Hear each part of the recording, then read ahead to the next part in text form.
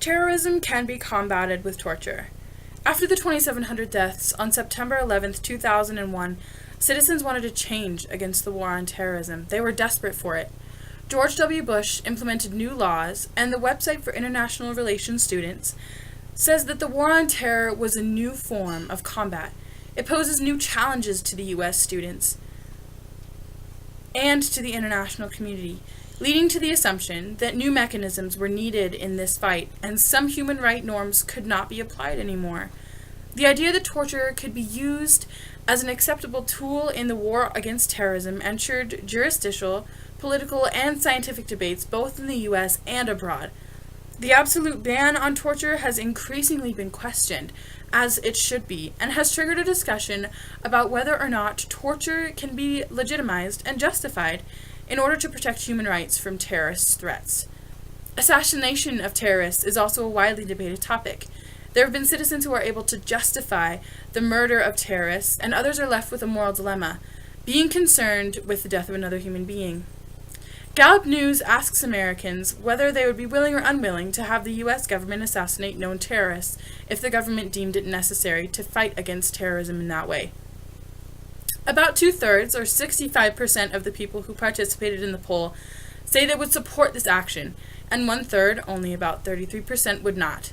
That figure has dropped since the poll taken after September 11th in 2001. Citizens are desperate for a change.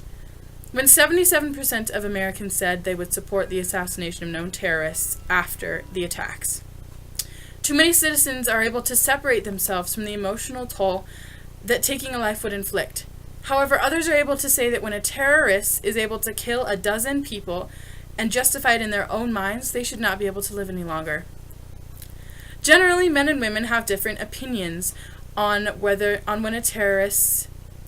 death penalty regarding terrorists.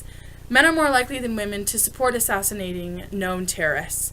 71% of men would be willing to have the government take that life, while only 59% of women would. Our current president has been quoted as saying that we must fight fire with fire. The Guardian shares that President Trump asked intelligence agencies whether torture works. His answer was straightforward. The answer is absolutely yes. Quote, when ISIS is doing things that nobody has heard of since medieval times, as far as waterboarding, as far as I'm concerned, we have to fight fire with fire, end quote. Trump intends to remove known terrorists to black sites, where terrorists would undergo enhanced interrogation techniques. Terrorism can be fought with torture. The consequences for the known terrorists in the U.S. will hopefully be more intense, and ideally it would create a greater fear in those with the intention of using terror to get what they need. Throughout the presidencies that have occurred since September 11 attacks, the laws against war on terror have changed for the better.